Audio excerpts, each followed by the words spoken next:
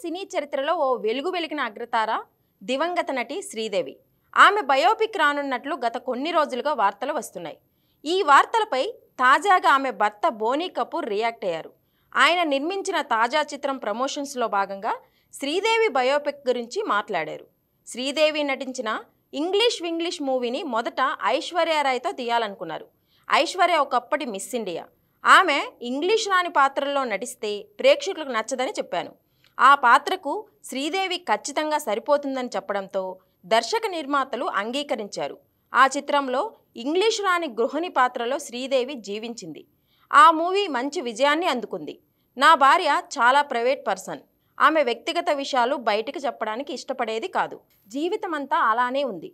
ఇప్పుడు ఆమె పర్సనల్ విషయాలు బయటికి చెప్పడానికి నేను అంగీకరించను. నేను బతుకున్నంత వరకు బయోపిక్కు అనుమతి ఇవ్వను అని బోనీ కపూర్ స్పష్టం చేశారు. బాలనటిగా సినీ జీవితం మొదలుపెట్టి అగ్ర హీరోలందరి సరసన నటించారు శ్రీదేవి. తన నటనతో అన్ని భాషల్లోని సినీ ప్రియులను అలరించి ఇండస్ట్రీలో తనకంటూ ప్రత్యేక స్థానాన్ని క్రియేట్ చేసుకున్నారు. ఆమె నటనకు ఎన్నో అవార్డులు, రివార్డులు వచ్చాయి.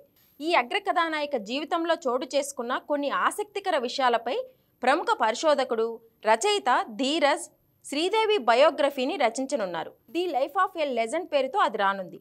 దీనికోసం శ్రీదేవి కుటుంబ సభ్యుల పర్మిషన్ తీసుకున్నట్లు ఆయన వెల్లడించారు.